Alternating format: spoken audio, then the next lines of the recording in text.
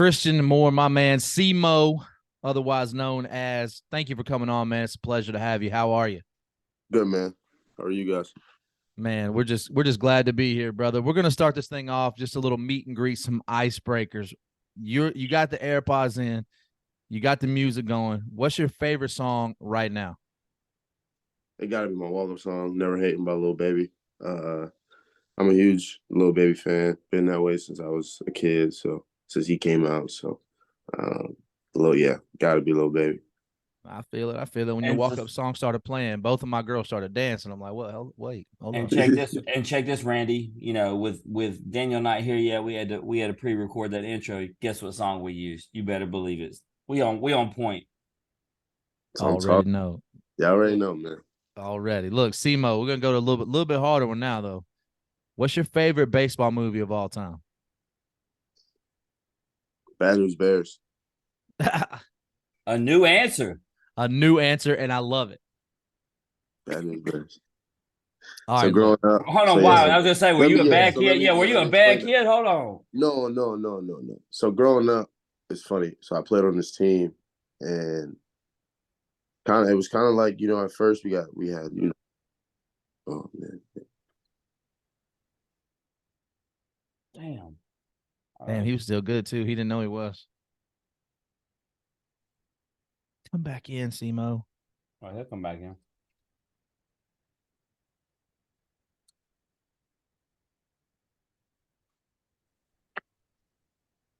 I didn't My even bad. I didn't even hit stop record, so just go ahead and start that All right. story over and I'll edit that out. Yeah, my bad.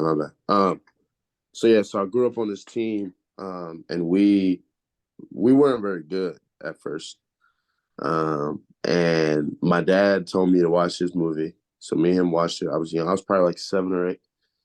And about a week and a half later, we started heating up, and we ended up winning. Like it was like a little, and it wasn't like it was like a little pee wee league. So we ended up winning our championship or whatever. But I just remember like watching that movie and just thinking like, wow, like you can really just turn some stuff around if you just start to figure it out. You start to get to know people, and you know. Like, how bad were y'all, bro? Like ass. Bro, I think we started like 0-10. Like we Yeah, that's bad. like I'm not like we were bad. Like we were bad. And I remember this because we were so bad. Like you know what I'm saying? Like I remember it because we were so bad that I'm like that will always be in my memory. But Right. clearly, if y'all got it together, it wasn't like a That's what I'm saying. talent. It wasn't a talent No, it issue. wasn't a talent thing. It was, we just we were just we like to argue a lot as a team, point fingers. It was bad. It was bad. So, but we turned it around. That's all that matters. Did your thing. All right, man. Last question before I turn you over to Jim, man. Favorite athlete of all time? LeBron James. The king. Yeah, LeBron Look, you James. ever seen anything like this? We're talking about this dude. I'm a Grizzlies fan, right? So like he hurt my heart, but you respect greatness, and there's a lot of people hating on LeBron. But think about That's this. what I'm saying. I know you know this, Simo. This dude has been in the spotlight. He's the exact same age as me and Jim, so he's old as hell. But this dude's never had a scandal. Dude's been with the same girl, been a great father, but all we want to do is hate on the man. What's up, Simo? Man, I think that's just when you are, like you said, he's great. He's great. So, and when you have nothing, because you can't knock his game. I mean, the dude's been doing this for 20 some years, giving 40 a night, 10 assists, 10 rebounds. Like that's just another game for him. So Yeah. when that happens, people start to want to dig in your life a little bit. Start to, okay, so is he really just this, superhero type of guy, or, so, but But he is. that's what I'm saying. But Yeah. you're gonna have haters, man. That's just the way it goes. You're gonna be great. That's just what comes with it. You know what I'm saying? So, I mean, I know he don't even think about it. He just like, I don't care. I'm gonna go out there, get 40, live in a nice mansion, drive whatever car I want, eat whatever I want. Watch my kids commit to Yeah. USC, do their thing, balling. One kid commit to USC, another one about to come up. Man, he not worried. That's officially 2 guests too many in season 7 that have said LeBron James. So I'm gonna move on from that. Free Russell Westbrook. Who do you think? Okay, who's your favorite? I just said it. Russell Westbrook and LeBron was messing my boy up. Mm. But hey, this episode's about you and baseball, so we ain't gonna do it. We just gonna let that slide and go. But I know my boy got to the Clippers and did his thing. Anyway, moving on. Simo, where are you from? Brooklyn, New York, born and raised. Man, Inner city hold on. kid. Stop right there, because I gotta address it, because we talk about this. First of all, we're gonna get into Tennessee, but man, it really shows Tennessee brings guys in from all over, because we interview guys from teams all over. And Randy, correct me if I'm wrong, he's like the 170th baseball player. He's only the second guy from New York. Am I wrong? No, it's facts. Yeah, It's not common. So yeah, man, it's very unique, and I love that. And now I'm not gonna cut you off. Because I want to hear about New York. I've never been to New York, so I want to. That's why I got a question though. Has your accent changed since you've been in Tennessee? Like to the people in Brooklyn, does your accent sound different? Probably, yeah, probably. But I know how to switch it up though. You know what I'm saying? But hey, me and Randy do that. Randy's got to do his business talk, but then he's from Memphis, so he can switch on the dime. You know what I'm saying? You gotta learn how to, flip that switch. Is what we say. So all right, so back to where you're from. Tell me in Brooklyn where you're from. So Brooklyn, New York, I'm an inner city kid. Grew up, it's called East New York. So for me, it was really like two options. And this is gonna sound like a movie, but I mean it's true. You either go in a gang or you play sports. So for me, it was, my parents, my mom worked in school. My dad was a garbage man. So they was like, listen, you go and play sports early. I had an older brother. He got drafted by the Diamondbacks in 13th round. So I kind of I had no choice but to play sports growing up. So I played football, basketball, baseball. You don't really get to play, like most kids get to play, not year round, but pretty much close to year round down here, California, other places. So for me, in the winter, I was playing basketball, until probably March, April. Baseball didn't start till late spring, and you play in the summer. So it wasn't. Listen, baseball in the city is we got talent, but I mean it's nothing compared to Georgia or Tennessee, Florida, California, those guys. So it was tough, man. For me, it was just I was fortunate enough to play with East Cobb Astros. And later in my, travel ball career. So I lived in Georgia for a good bit of time. And I was going to mention this. That's why I don't think my accent, that's why I learned how to switch the accent back and forth.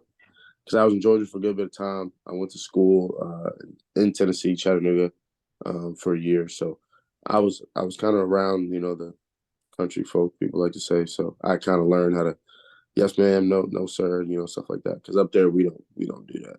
But the main thing I got from that, Simo, was your parents, because it can't be undervalued when you got good parents that send you the right direction, right? And so, and of course, to some kids, it's not their fault that they don't have that, right? But man, shout out to your parents who, gave you an opportunity, put you into sports, and gave you that outlet to keep you from going the wrong direction. So, sure. Where I come from, where I come from, most people don't usually got two parents in the household. So I'm very fortunate to have two parents in my household for, all my life. So, and like you said, props to them, man. They've helped me out, more than I can even imagine, and hopefully one day I can, pay them back. And, but, that's just, like I said. Well, we're going to get into that later, but you on a trajectory to do it. But, y'all weren't the only ones in the household. If I read right, you got 3 older siblings, even had a brother CJ that played ball. So talk to me about the siblings. Talk to me, were y'all real close? Was there a lot of heated rivalries? What's going on up in the house between the siblings? So I had 2 older sisters, older brother. I wouldn't say any heated rivalries. For me, at least, I'm 7 years apart from my brother. So those 3, they kind of all grew up together. So I'll say with them, they probably had some heated rivalries. But for me, really just me and my brother, obviously I was a little bro, so I got picked on a lot in the house. But, I try to, hold my ground as much. I did snitch a lot when I was a kid, though. They always told me that. But I mean, it's 3-1. You know, I got to. You know, they was all older. So, Did he at but least did he at least go with the iron sharpens iron method? I mean, did he at least teach you skills in life to help you? oh yeah, 100%, 100%. My brother is. I mean, Like he's snitches get stitches. yeah, yeah, yeah, Now, yeah. being that he was a ball player, though, I mean, did he help you with your game? Oh, of course. I mean, growing up, I watched him play uh, countless hours. So whenever I would train, for my games, he'd always be there. He always give me pointers. He to this day still in my corner. I mean, he watches and he'll tell me like, do this, do that, and because he watched me grow up. He knows how my body moves. He watched my swing probably more than anybody. So he knows like when I'm good, what I'm doing, when I'm good. Just go back to that. So I mean, like I said, he's always in my corner to this day, even though he's not playing anymore. Now he's too busy trying to be a muscle man. So Hey yeah, man, I got no issues with that. That's what I'd be trying to do too. But let me ask you a question. You mentioned playing all the sports. We talk to a lot of guys on here, and I watch you play baseball, very athletic. Does that come from playing all those different sports? Did it help you to be a better athlete on the baseball field? 100%. I mean, I was, I played wide receiver in football, played point guard in basketball. So I mean, yeah, I have to say that playing other sports growing up did help me out. In baseball, just playing middle infield stuff like that.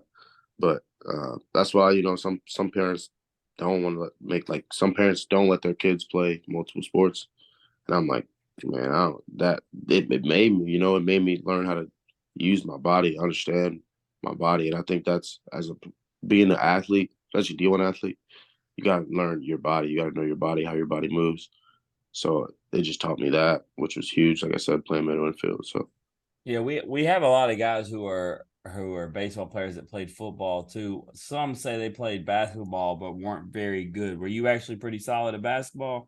I was pretty solid at basketball. I wasn't gonna go out there and give you 30, but I was gonna handle the rock, hit open threes, just run the offense basically. Um, and then football, I was better in football. I would say. Mhm. Um, I enjoyed football a little more than basketball. I just the running for me, man. It was just Well, back. when it comes to basketball, Tennessee's our first episode or first team we like to go to because we had way back in the day when we first started this thing, we had 3-year teammates come on here and try to lie and say they could hoop, and then the whole team exposed them and said none of them boys could ball. It was Chad Dallas and Liam Spence and Connor Pavoloni. Man, I'll tell you right now, I know all three of them, and I know they can't hoop. now I heard. Look, Maybe the Liam, the but best basketball discussion came. We had Blade Tidwell and Seth Halverson on here together, mhm. and Blade had been quiet all episode until Seth said he could beat him in basketball, and Blade all of a sudden got serious and said, "I That will boy shut dunk." up. He goes, "I will Said, I dunk bet you all don't. over your ass." That was See, exact I don't words. know. I've never seen Blade play, but I know Halvey is a freak athlete. Most people don't know he played center field at Missouri for a year.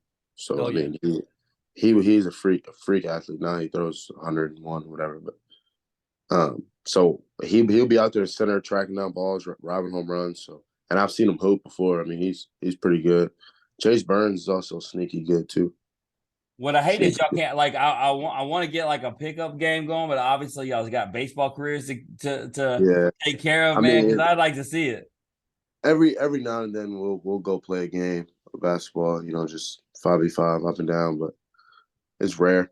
It's rare. Yeah, no doubt. I So, think yeah, once this so, year. so where did you end up going to high school at? You said. So I went to the Baylor School in Chattanooga, Tennessee, for a year, and then I went to Suffield Academy in Connecticut, where my brother went to school. So I probably didn't say this earlier, but in Brooklyn, like there's no like the baseball, like there's no like high school teams. You know what I'm saying? So like how you go to school out here in Farragut, they got a high school team. No, bro, like you don't got that. So you either traveling probably an hour a day to get to school to play because there was one school called Poly Prep. They're actually really good. They're in like Brooklyn, New York, like but like on the the other side, the good side of Brooklyn, New York. So it's like an hour away from me. So I guess when my brother was coming up there, like, was gonna send him to boarding school, it's easier that way, you know. And they give out, you know, scholarships, stuff like that, so you don't have to pay much. But I mean, it's just, I mean, so that's kind of the route I took, just followed his footsteps, you know, going to boarding school. I went there. I went there for 2 years, went to Baylor for one, and then I went to a junior boarding school, like from 7th grade to 9th grade. So I went to boarding school my whole life. Yeah, no Basically. doubt. And it says you were a two-way standout in Connecticut. Obviously, you were a top 100 prospect by Perfect Game, number 5 player from New York, number 102 overall prospect by PBR, 4-time Perfect Game preseason All-American. As you mentioned, you played for East Cobb. It mentions you as a MVP beast in all caps when you read through the SI department, helping lead those travel clubs to numerous titles. You earned all these accolades, man. I don't even got time to read all this, dude. You won titles, you won accolades, everything. So, you talk to everybody knows East Cobb. Well, we've had so many guys on here. If you know baseball, you know East Cobb. But talk to me about though your time in Connecticut, man.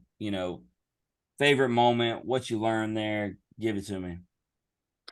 So favorite moment, man. I mean, I mean, you got high school boys in the dorm, so you know you probably we got pretty rowdy in the dorm sometimes.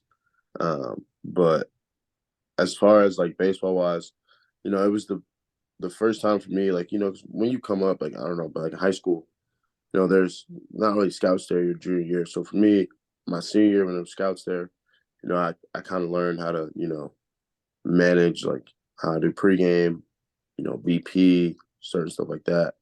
My high school coach, Coach Reset, he was, you know, he had my brother, so he kind of already knew, and he had other guys who got drafted out of that school, but he already knew how to handle that stuff. So he kind of helped me, like, listen, like when you take BP, like they're watching everything you do, basically, blah blah blah, like do all this stuff. So that was definitely huge for me. And there was definitely games where, you know, and I can say this now because obviously we play, you know, at Tennessee, you play other great schools, your scouts there in the stands every night. But back then, I didn't really understand that. You know, like I was young. So I think looking back at it, it's kind of funny. I was like, you know, worried about how my BP looked or, you know, stuff like that. But now it's just go out there, play ball each and every day, you know. But Yeah, no doubt. Well, let me ask you about travel ball. Look, all right, man, because like I said, you got the list of accolades, you got championships. So I'm gonna flip it. I decided I'm gonna flip it, man. One of the fun questions we ask sometimes in all those tournaments, man, all those games, who was the best player you can remember playing against? honestly, I'm gonna say with because we were the number one team that year when I played with them. So Tamar Johnson, who got drafted for, he's the best pure hitter I've ever seen in my life. I mean, the kid was he was. I think we were 17. I want to say he was 15 or 16. He was young. He was you playing a year up, hitting leadoff, hitting 2 doubles a game, home run a game. I mean, it was unreal. Dylan Lesko too, pitcher. He was nasty. Um, I mean, our top 5 was Tamar, Michael Braswell, plays South Carolina, Harry Ford, Joe Mack, who both got drafted in the first round. I mean, I was in 5th. We got a guy, Trayton Rank, who plays at FSU. And then, I mean, the list goes on. But I mean, we were stacked. So it was like, Yeah, I mean it shows, man. I mean, and that's the thing we talk about, and that was the thing when you were talking about high school ball. Like even here where I live, DeSoto Central is it's the home of Austin Riley, Keegan James, Dallas Woolfolk, Cameron James, Blaze Jordan. You can go all day. They win state titles, Kyle. but Yeah, none yeah, of Kyle. Yeah, yeah, one of my Kyle teammates Booker. went there. Yeah, Yeah, he was there. Yeah. KB went and watched him. I watched him win 2 state titles. But the thing is, I never saw a scout at a game. All those dudes said it was playing travel ball in the summer where they got seen at the showcases, the very ones you're talking about playing best on best. And so even when you're killing it, you're in a high school that's a high level that's winning state championship, that's not where you're getting seen. It's the showcases where you just listed a whole group of names where these coaches can go and watch the best talent go against the best talent. And so obviously you got to do that, and that's obviously where you got noticed. And so from there, got to ask, like, when did obviously I'm sure you started getting recruited real early, but when did it start becoming real serious to where you were going to have to start determining what schools you wanted to consider? So when I was 14, I played in the PGL American, like Select Fest. So it was like top 14 kids in the country. And I was a two-way down there. I hit 90 when I pitched down there. And I think I hit like a single or double in the game.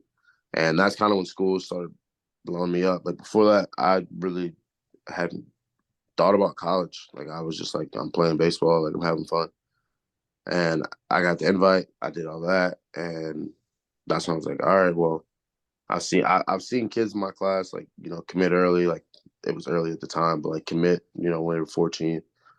And it was really between like 2 or 3 schools for me. I really didn't expand it that far. I mean, I obviously got calls and offers, but like for me, I already knew like kind of 2 or 3 schools I wanted to go to. And then from there, I just made my decision. So it happened pretty quick though. I committed within like 4 months, 5 months of all this happening, you know. So who were the 2 or 3 schools, obviously, along So it with was Tennessee, Vandy, and Miami at the time. Thank God you didn't pick Vandy, Christian. We couldn't have it, man. You would have never made this show because we got a rule. We don't bring Vandy players on here, my guy. And What's wrong? and Randy is the super fan of yours, and so that would have been damn. Yeah, shit. no, Simo, I gotta be level with you, man. You are one of my favorite players. I told you this, but I don't know that I could see you playing for Corbin, man. I just don't know, that's man. exactly.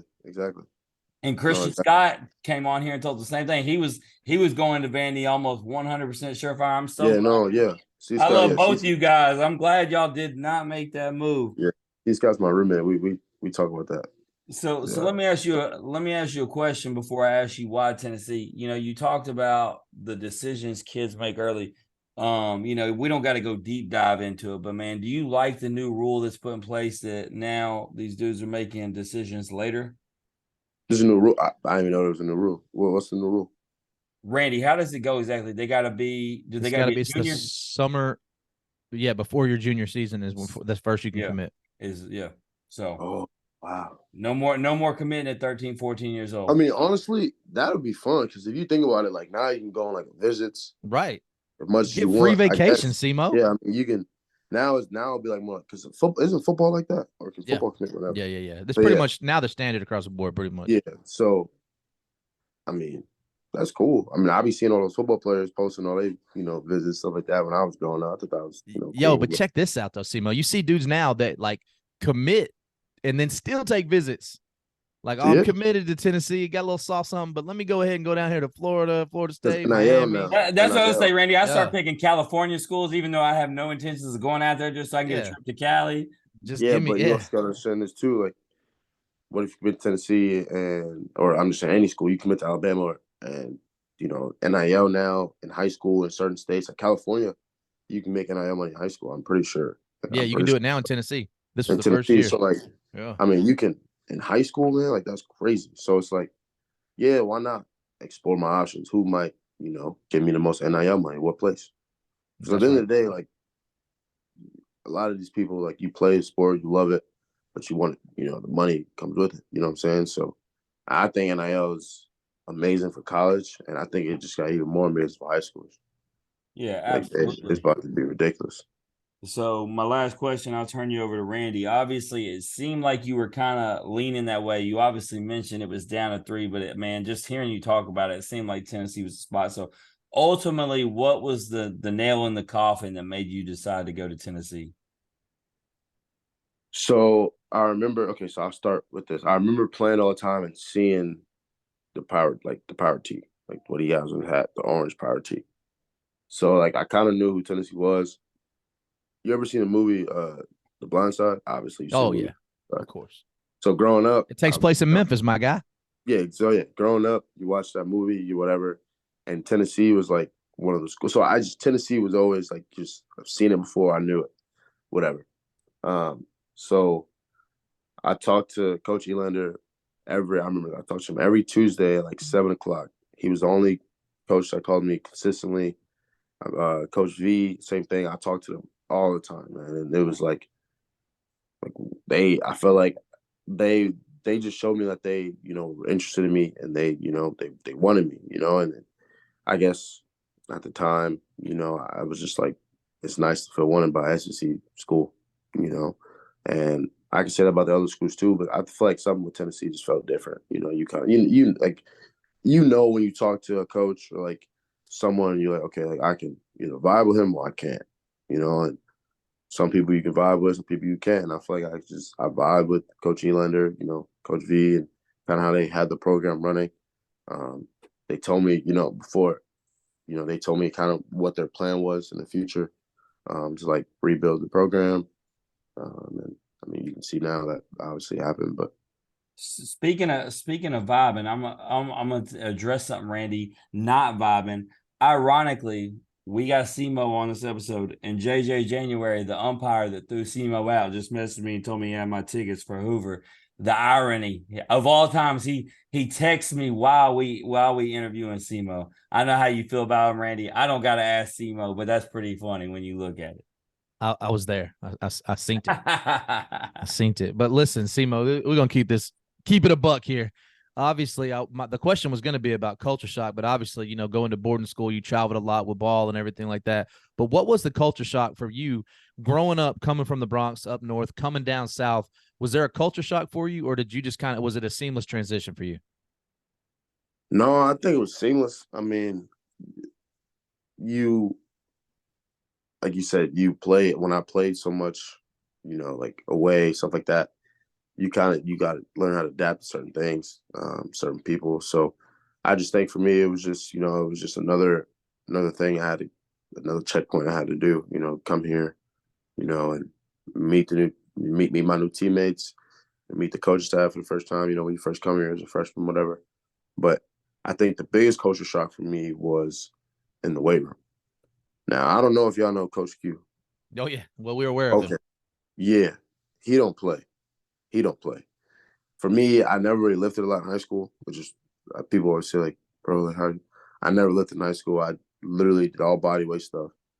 So coming here and lifting, and I wish I had my interview before C Scott, because y'all could ask C Scott how it was bad, man. Like I almost quit. Like I literally almost quit. Like I was. You're not the first Tennessee baseball player that said that. There is one guy that liked him. Ben Joyce loved working out. Yeah. But I remember, so we got this thing called playing series. Man, I couldn't do it. I couldn't do it. I literally almost walked out. C Scott was standing in front of the door. Like, bro, you're not leaving. Like, you're not leaving. It was bad. But besides that, man, I think just playing ball, like just on field stuff. I mean, when you go to like these top, like East Coast Pro, area code, stuff like that, you're facing, 95, 96. And you might not see a really good slider from some of these guys, but, you're facing the velo. So I think for me, it was, I know I could get a fastball. I just see fastball in my, 95, 96. Some guys touching 100 now, but you know what I'm saying? Most guys, throw 95, 96. So I know I'll hit that SC fastball, coming into it. So for me, it was okay, how can I hit the off speed? How can I become just a better hitter in general? And also with defense too, the game speeds up a little bit, but I just, I don't think it was hard, but you obviously you're going to have your down moments, but it was okay. Yeah, no doubt. So before we get into the baseball, Tennessee, it's always said hashtag everything school. Did you guys, we've seen, some of the Tennessee baseball players on game day. Did you hit up basketball and football and all that too? So wait, I'm sorry, say that again. What was it? The basketball and the football games? Did you get to go to some of them with all your teammates? Oh yeah. So football games, we go to basically every football game. You're crazy. How lit was it, man? You were there for the Alabama one, I'm sure. Bro, you know what's crazy too, bro? You know what's crazy? So me and my girl were there, and I was like, I really don't feel like, because we were sitting kind of like the bottom, like behind the goalpost. I mean, I really don't feel like getting like trampled. Like, I don't want to lose this girl. Like, I don't want her to fall. Like, I just really. So I was like, you know what? Like, it was like the fourth quarter. I don't remember what the score was, and I was like, it just hit me, and I was like, let's go. We just left. Oh man. and we heard the cheering, whatever. We walked down, like we were home watching like the game, whatever. We got home, and I could hear. So my apartment, I live like right across the street. So not across the street, like it's like across the river.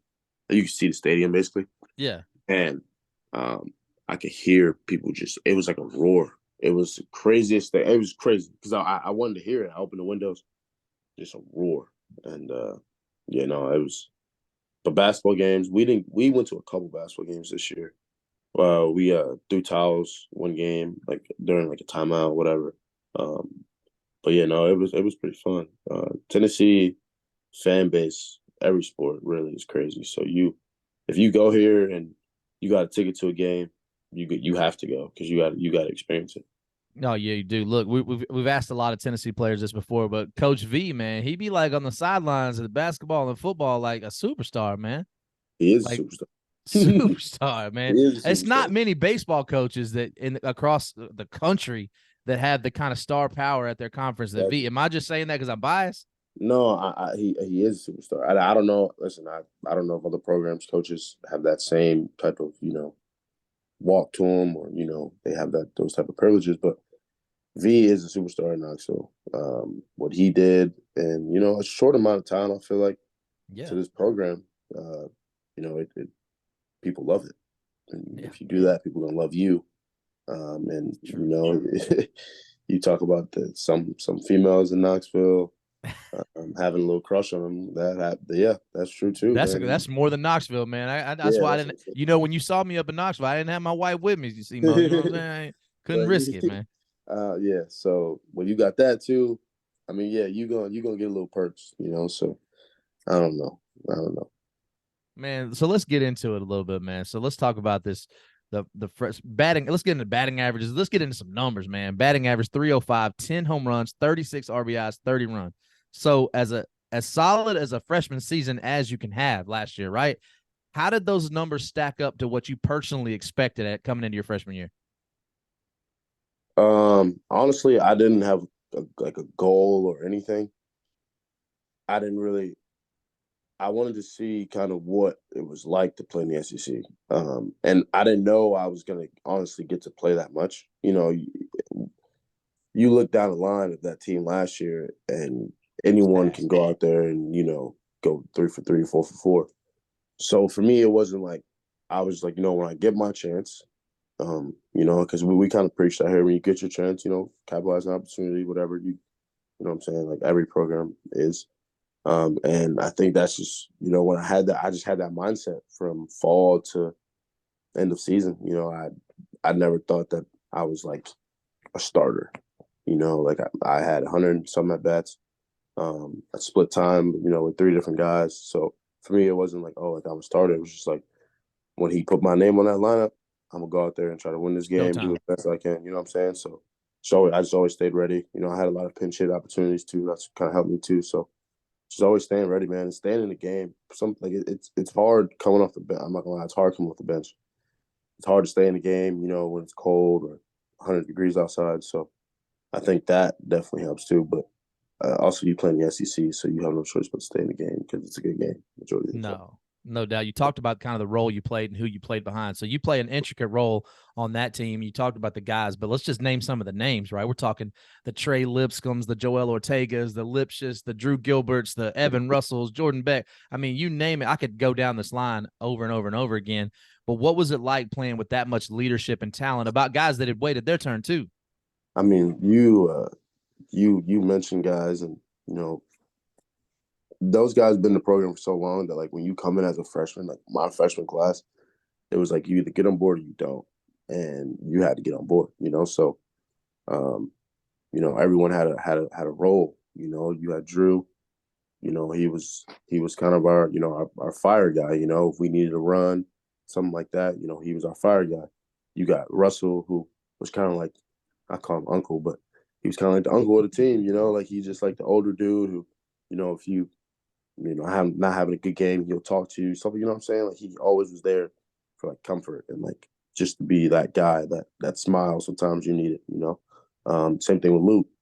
Same thing with like Redmond Walsh. We had guys who played certain roles on our team for the leadership that was like it was so evenly spread for you, you know, as a freshman or someone, you know, who was new or whatever.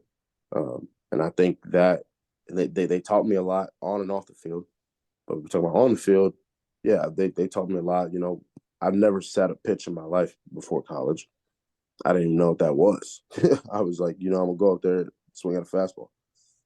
So Approach. yeah, like it was, you know, go up there and try to just hit this fastball and see how they'll throw me, you know. So I had to, you know, start to break down the game, and you know, Drew and Jordan Beck, bro, you talk about like breaking down the game. They broke down the game. Like first of all, Drew Gilbert, one of the best pure hitters I ever seen in my life, also. And Beck, I mean, he can hit a ball 800 feet, in my opinion. I've seen him hit Monster. balls that's like crazy. Like We had Simo, we had a 3-episode run where we went in a row and had 6 because we went in duos because we wanted to get them all.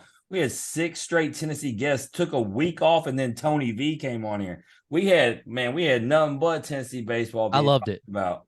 Of course you did. So I mean, it's crazy, man. But yeah, the leadership was crazy, and like I said, I think they helped me understand what SEC baseball was about. Helped me develop like my game, like I said, approach, stuff like that, and you know, sorry, I just want to run with it, you know. No doubt. So obviously last year the season comes up short in the supers against Notre Dame, but let's just reflect back. How much fun did you guys have on that run, man? We're talking 57 wins. You set a lot of records, all these home runs. I mean, you personally, I talked about it a lot with these guys on this show. You talked about Drew being the fire guy, but for me, you were like instant offense, instant spark plug, instant like swag to the. So how much fun was that? Man, we felt like we were invincible. I mean, you talk about like 57 and what, 9 was it? Yeah, 57-9. Bro, you come on.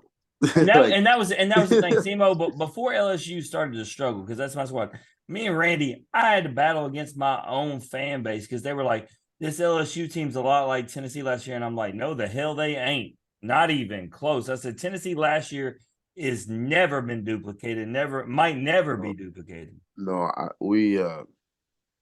I just think everything was perfect. You had the players, you had the coach, you had the fan base, you had the wins, you had the attitude, you had the fire, you had everything just fell into place where like that was Tennessee baseball. Like that was And you know how you were talking about LeBron earlier?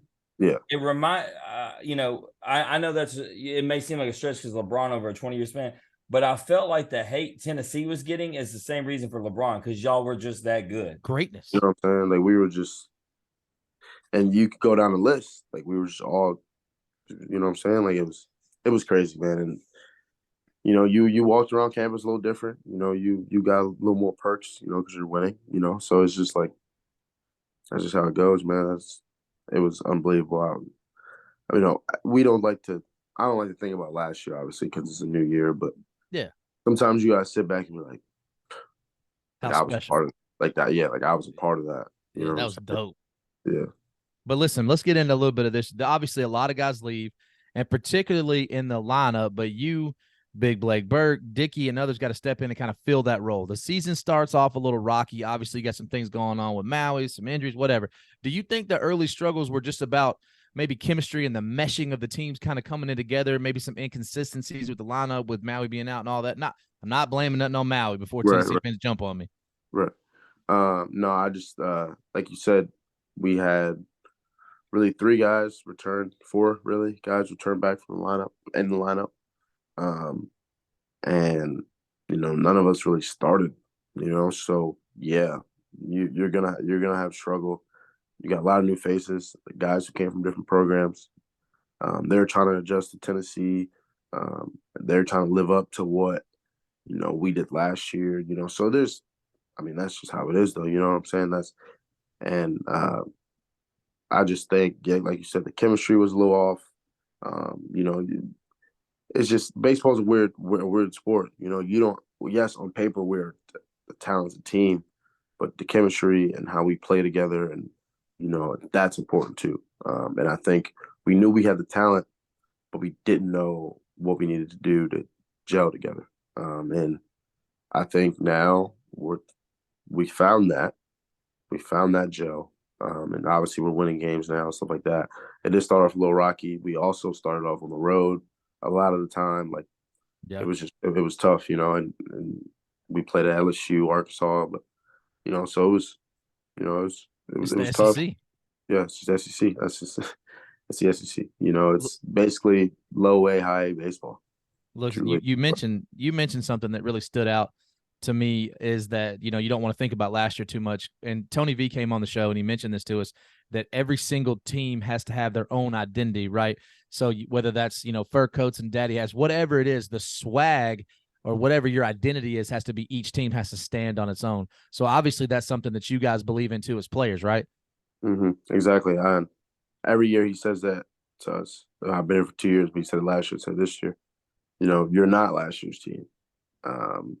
Every team has their own identity, so find it, figure it out. When you do, good things happen. And he still mentions it in the in-game interview just this weekend. He said it. Yeah, that's just how it is. You look at teams in the past. You look at World Series teams. They all found who they were. Whether it was we're gonna go out there, hit 10 home runs a game. We're gonna go out there, bunt, steal, do this, do that. You got to know who you are. Know thyself is what we like to say too. Know yourself. You know yourself. You got to know the guy next to you. You know what I'm saying? So, I think that's super important too. Just find who you are. Find what makes as a group. Find what makes us good, and roll from there. No doubt. So let's get into this season for you specifically. 309, 13 home runs, 40 RBIs, and 53 runs. So increased production. So how do you feel about your season? I know it's not just about you, Simo, but how do you feel about how your performance has been this year? I think it's been, decent. I think everyone wants to be a Dylan Cruz. Or that's hard. Who's that? What's his name? Know. I want to be a Tommy White, bro. Tommy White. I mean, that's what I'm saying. So you look at it as how can I help my team win each and every day? So that's how I look at it, and I feel like I do that. I try to put myself in a position to help my team win each and every day, and if I do that, then that's a win for me. Where I'm hitting, would you say 308, or whether I'm hitting 250? If I'm helping them win each and every day, I'm good. Randy, it's a humble cat right here. 309, 13 home runs, 40 RBIs, 53 runs. It's okay. It's okay.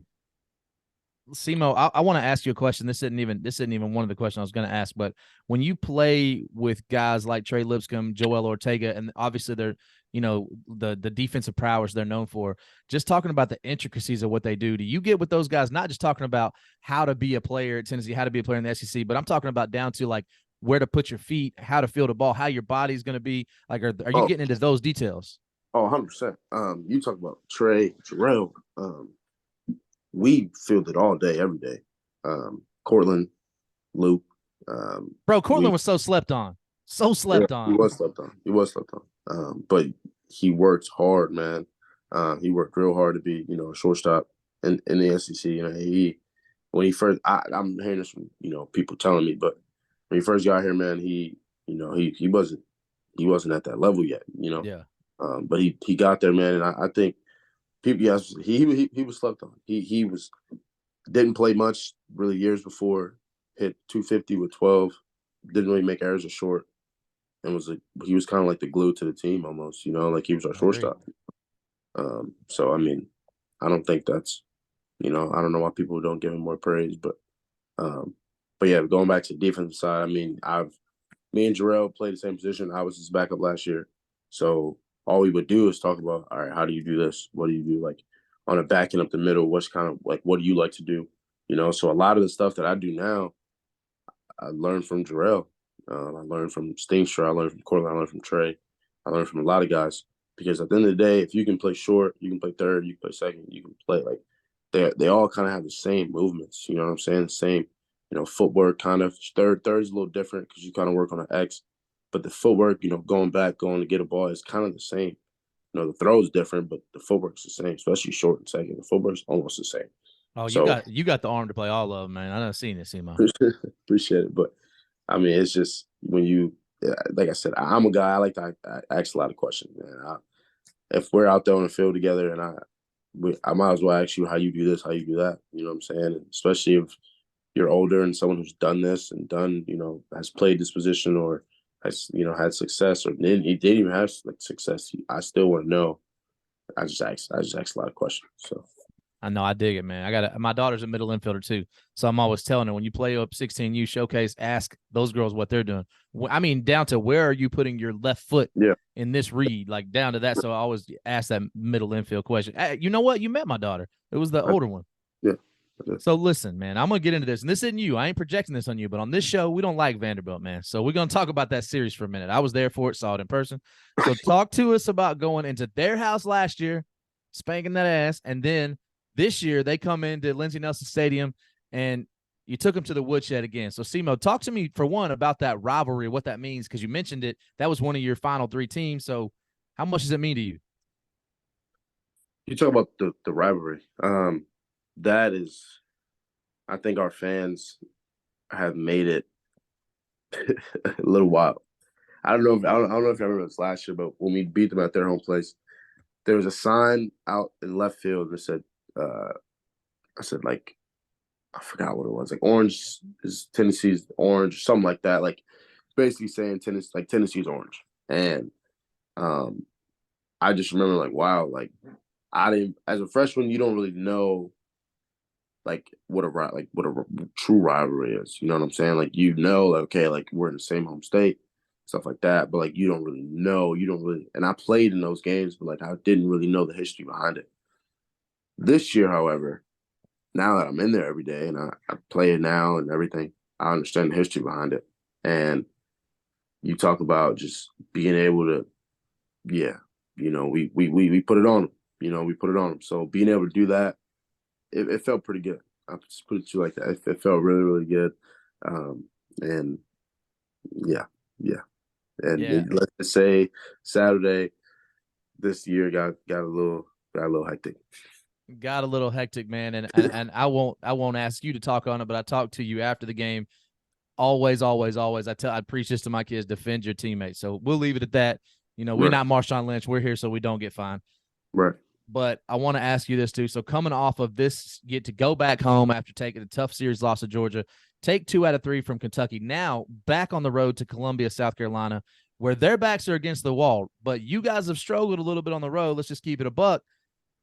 What's Tony V's message? What's Elander's message? Frank, everybody's message going into this last weekend, and what's your message to each other? I think we know that we got to win, and I think there's really no message. I think it's kind of where we are in the season. We're playing in it, so we know. It's just kind of like go out there, keep having fun, keep doing what we're doing, but we don't want to go in there scared. That we're not gonna do that. We want to still bring that swag that we always have. So I mean, just bring that swag and leave it all out there each and every day, man. I think it's hard to play on the road, man. And like I said, I don't like to, make excuses or anything, but you look at, where we played out on the road, they aren't easy places to play, So, yeah, you might look at the record, but okay, we're whatever, but also look at who we played on the road. But you're not unique because I did a stat on, home road splits in the SEC. It ain't just Tennessee. It's everybody across the board. Yeah. But for y'all, man, the reason why I want to see y'all win, even as the non-Tennessee guy, I want to see y'all host because I think if y'all win this series, I think y'all are undoubtedly going to be a regional host, and so I think Lindsey Nelson hosting is something that just has to be done because, like you said, your fans are electric, and I would just love to see that. Last question I got for you, Simo, before I turn you over here to DB. Since you've been there, right? So several years back, I've been at Tennessee baseball games before V got there. You know what I'm saying? It might be like, I don't know, a couple hundred people in the stands. So we've all seen what it's grown into. But now that I was back for the Vanderbilt series, even went over, caught some softball, just what Lindsey Nelson's turned into with the outfield decks now. And you won't get to see this, I'm sure, while you're there, but they're going to redo the whole thing. Like, that's got to be cool. And I hope one day guys like you can look back on this you're living in the moment right now, and that's good. We want to just keep winning. Let's go get a World Series. But one day, I hope, are you going to look back on this and be like, man, I helped build this? You can come back and say, this is what we did. Yeah. Like you said, but I'm just in the moment right now. It's cool, though, to see, them put the third deck up there and all that stuff. But right now, Especially man, when you hit one over the third deck. yeah, no, it's pretty cool. That's pretty cool. But yeah, no, I think when it's all said and done, and my time is over here, at least in Tennessee, I'm still gonna come back and I'm still gonna, geek out to, the third deck or whenever they start building the stadium. Because I know as soon as you start building the stadium, I'm gonna be here, and I'm gonna be the first person to hit on this field. I don't care about y'all.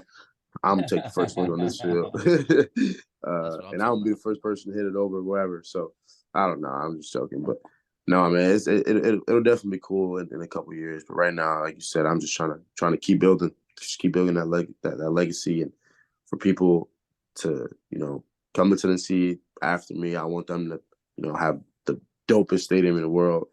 I'm not gonna lie, Mississippi State Stadium is pretty fire. So what I'm saying, I'm trying to have that better than Mississippi State Stadium. How good was the food they fed you though? Oh, that was fire too. That was crazy. Honestly, I didn't think they was gonna do that because we swept them, and they were just like handing us. That's how they roll. I was there for the praise. Arkansas series a couple weeks ago. They fed Arkansas the same way. They don't care if win or lose. They take care of the other team. That's a good thing about them. Yeah, I know. I was fire. They just fed us trays of food because but I didn't notice. Like, you don't really see this on TV, but when you play there, like, there was just nothing but grills out there in my field. Like, like, that's all there is. So, but like on TV, I don't really, I guess, pay enough attention to that. But it was cool, and the park is. That is like a big league stadium to me. It was crazy. Look, Christian, dude, I ain't even wanting to feed my own family, much less if somebody comes up in my house and puts it on me. So 27 runs. I know it was ugly, but yeah, no, they're definitely nice people for that. I ain't doing that. Definitely. It's not a rumor. It's what's out there. Those guys, the hospitality that they have, is you can't match it anywhere. But obviously at Tennessee, you guys have really just building a foundation over the past few years. You guys have really turned this thing into a juggernaut, and it looks like, with everything that's been going on, you guys are moving in the right direction. You got a lot of momentum headed into a big weekend series. I'll ask you before we get into this game, man, because I didn't get a chance to hear much of what you guys talked about, but who has more to lose this weekend, you guys or South Carolina? Honestly, I don't even know what situation they're in. But for us, I know we want to win this series. Y'all are in a better position. They're free falling right now.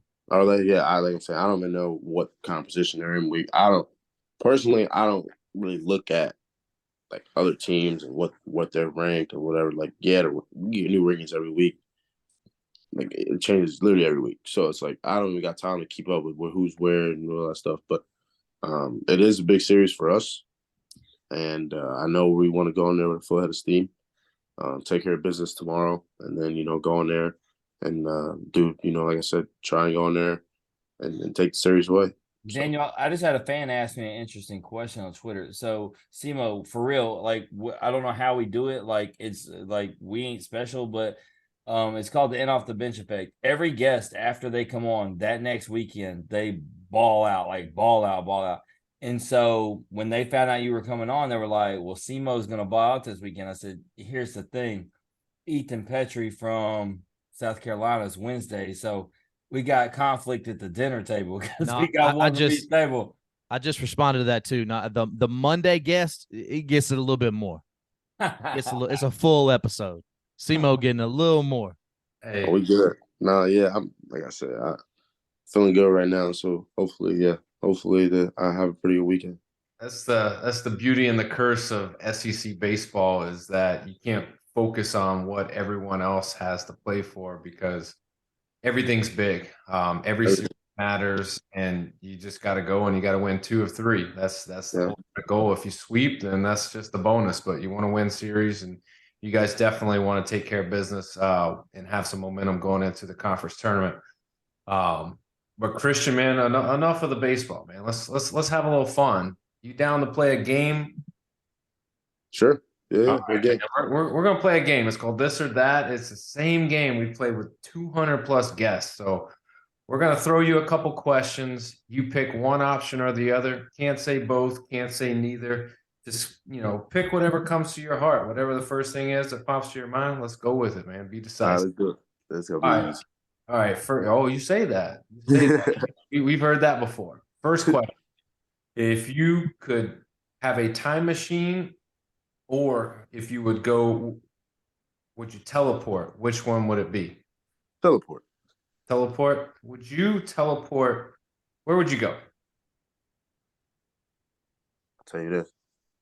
I would never ever drive ever again. So I'd teleport to, you know what I'm saying, the field, the grocery store, McDonald's, Chick-fil-A, anywhere. Anywhere my girl, she lived like 4 hours, teleport to her house. You would never be late ever. No, you can't. Well, all right, so would it be more like how would it work though? Like how would I be able to teleport? I mean, if you got the That's ability fine. to teleport, you teleport whenever you want. That's your deal. It I works think. however I think. you want. I Alright, think so can Daniel I- was curious can I hit if a you would single? just go Can I ahead. hit a single and teleport the first? I mean, if you wanted it to be like that, that's I what's mean, he up. could drop bunts every time and teleport home. Hold on up, hold up. a Simo, bunt grand slam. you ain't hitting no single, bruh. I'm just saying. Nah, that was just an example. That was just an example.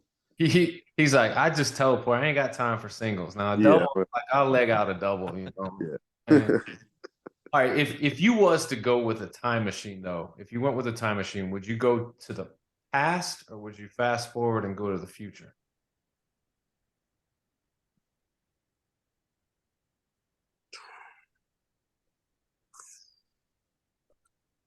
Future.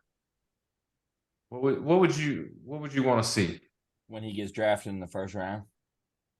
No, I was gonna say, yeah, where I am in like 15 years, 10, 15 years. All right. That's Next, like the past. I don't want to go back to see I already lived my childhood. I want to see my future. I got you. All right. Would you rather be the strongest and fastest man alive, strongest and fastest, or would you rather be able to fly? Strongest and fastest. If I'm the how fast am I going? I mean, as fast as you want. Christian Scott fast. Fastest. I mean, Like am I like the Flash? Yeah, C Scott, yeah. Yeah. Am I like the Flash? Then, I yeah, mean, don't need to I fly.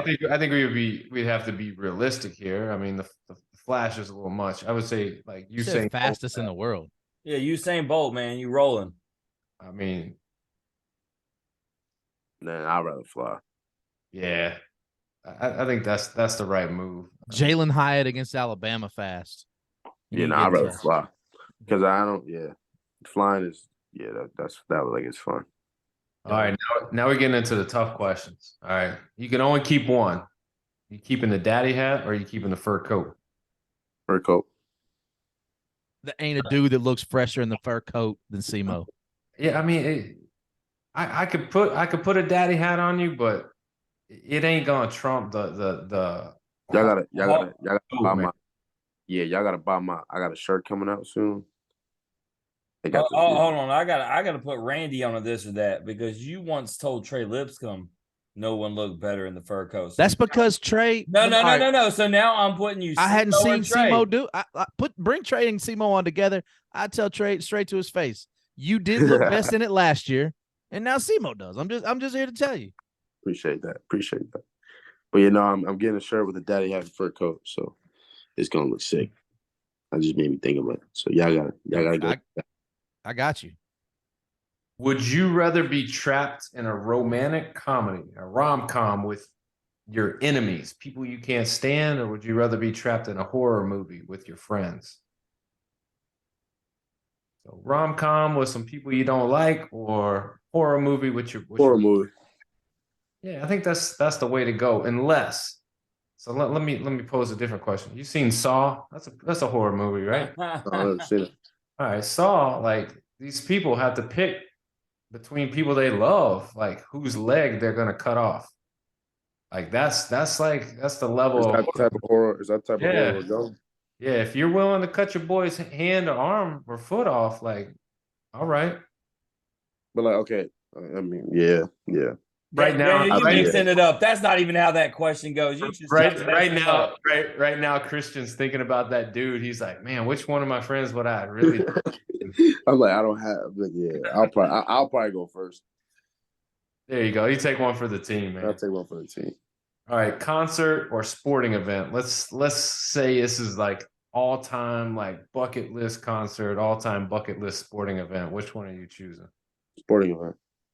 All right, what's the all time? What's the bucket list sporting event that you got to see? Honestly, I just want to see LeBron play one time. Hopefully he's not retired. I mean, at this rate, you might have 10 more years. Yeah. Yeah. And I also want to see Shohei Ohtani and Mike Trout. Would you? I heard this question, and this is off topic, but is this the best team that LeBron, like the best work LeBron has ever done? Probably. I mean, just because Wasn't of that his Cleveland age. team? But like, I yeah, think Cleveland that- He was team so young. They was trash. The Cleveland team was trash. But you got Kyrie, you got Kevin Love, you got No. No. We're talking Cleveland, about Monty Wait. Oh, yeah. when I don't Boobie even know Gibson. the center's name. What was the center's name? Zagrunas Ilgauskas, Yeah, like when he was And just Anderson 7 footer, Varejao. just standing there with people getting dunked on every game. It's a He had damn. It's a nobody. shame, Randy. He just wants to see LeBron play. I done seen LeBron play like 10 times. He can have all of them. Yeah, it's never worked I- out good. I've seen LeBron play a few times. It's never worked out for me. So I'll pass. I just want to see him play once. All right, who hits better bombs? You or Blake? Oh, Blake. Man, that's Here's why though. Only because he's a lefty. I think lefty bombs just look better. They do. I'm gonna be real. I mean, They do. there's a dude there's a dude who don't play anymore, but his name's King Griffey Jr. Like, He can still do it right now. We just saw it. I mean, Yeah. there was nothing better than watching that dude swing. No, yes, I'm saying. So I think lefty swings are just beautiful. So I think that's why. Now I still got more juice than him though. I don't know if y'all know that. I got more juice. Like in game juice. If we go on my numbers, I got more in game juice. But You're hitting it out of the stadium. That's why I heard they're renovating Lindsey Nelson so they can make it bigger, so you can't actually hit it out of there. I know I've referenced Trey enough times in this episode, but Trey said his bombs are the best because he hits the most. So that's always the answer. yeah. I mean, Burke do have. I think Burke has. How many bombs Burke have? 15. 15. I got you. You right behind him. Yeah. And now that you done came on here, even though Burke's been on here twice, he ain't been on here recently. So you gonna pass him up this weekend. Here we go. Oh yeah, I am. I just can't let Dickie hawk me down. Bro, there's not a hotter hitter in America. I right know, now. that's what I'm saying. He is going crazy. He's going crazy. All right. Would you rather be attacked by a grizzly bear or a tiger? If you're not gonna survive either, but if you like, No. You got a Grizzly bear, because you can scare him away. We literally just had this conversation like yesterday. No, when was the game? Well, Yesterday. it's interesting because you got one teammate that we just mentioned, Blake Burke, who said he would play dead, and then you got Christian Scott, who said he was going to outrun him. So Yeah, no, just scare them away. They don't like loud noises, so you act big and make loud noises, they run away. Like you talking about, like put your hands up in there, and like rah him. Like, yeah, like and like start clapping and stuff. Like they don't like, they freak out. It's Bro, I weird. would scream like ah. That's what I would do. No, yeah, probably. I mean, you'll probably like. I don't think I would scream. I'll probably just I would. and be silent because I'm gonna be so shocked and scared. But Well, Once I Simo, come back- you're young and got pride. I don't have that. I'm old. I ain't got no pride left. This is over. we're not trying to prove anything. We're just trying to no, yeah, but easiest route. Trey Yeah, no, Morgan I- from LSU has been my favorite answer last week. This man, Daniel, you weren't here. This man said he would wrestle the bear. I was like, he's the first guy who said he wants to wrestle the bear. I'm like, let's go. man, I know Trey, and Trey's not wrestling that bear. He said it though. He gave me a good answer though. Nah, he probably will wrestle the bear, but That sounds like a Tennessee thing where they can shoot hoops, because we've had Tennessee guys come on here and But no, No, we're we talking already- about Trey we already- Morgan, No, Trey Oh. Morgan. well, LSU. Tell him to go start with Mike the Tiger. Let's get And to they the also later. told him he couldn't play left field, and I watched my man make 5 diving catches this week. That's all I'm saying. Still a first baseman. Some would say if you have to make diving catches that you're not very good. But, Oh, damn. Okay. Moving on. Moving on. but I'm not gonna stay true to that because I watched the man play this weekend. He balled. It was unbelievable this weekend. So, all right, last question before we get you out of here, Christian. Would you rather betray your best friend or go to jail for 5 years for a crime you didn't commit?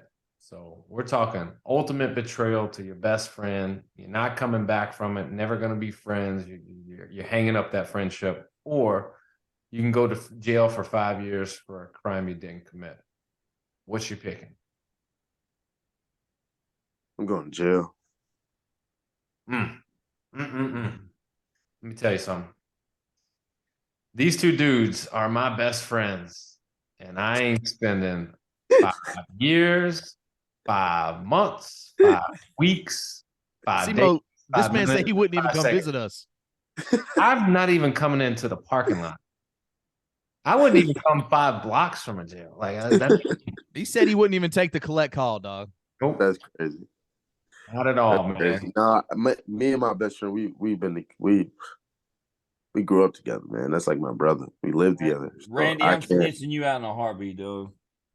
Oh, bro, I'm not. Y'all didn't even do nothing. I'm still snitching. I'm going to be like SEMO with his big brother. I'm snitching. Dry snitching, front snitching, in your face snitching, all the snitching. Nah, I wouldn't do that. I wouldn't do that. Unless it was like, it's this or that. So, I wouldn't do it. I wouldn't do it. Hey, we'll take your word for it. Hopefully, you know what we're doing, Daniel. Somehow, some way, we're gonna get a tour of one of the worst maximum penitentiaries, and we're gonna take all the guys who picked jail for their friends, and we're gonna show them a day in the life of it, and then we're gonna have them re-ask them the questions. I went to Alcatraz and did that tour. No, I'm good. Like, it ain't for me. It ain't for me. And it wasn't even like open jail. It was closed and all kinds of rundown. Like, nope, not for me. All right, Christian, man, before you bounce, anything you want to plug or promote? Nah, man, just thank you guys for, having me on. It was fun, super fun. Good to meet y'all. Thank y'all again. Absolutely. If y'all want to see what Christian Moore is up to on a Tuesday, a Wednesday, a Thursday, you name it, going over to Instagram _CMO1, or if you want to see him on the diamond, see what the Tennessee Volunteers are up to. They got a big weekend series. You can go to Instagram @vol_baseball. You can also check them out on the SEC Network. Plus, Thursday, 7 p.m., they got South Carolina. You guys are on the road. It's going to be hostile. You got them again Friday night at 7 and again Saturday at 2. Christian, dude, we wish you nothing but the best. If there's anything we can do for you along the way, man, reach out. Yes, sir. Thank you guys so much. Absolutely. That's Christian Moore, everybody. We're going to take a quick little break. We're going to plug some sponsors when we come back. We got to talk a lot of college baseball, NBA, you name it. It's going to go down.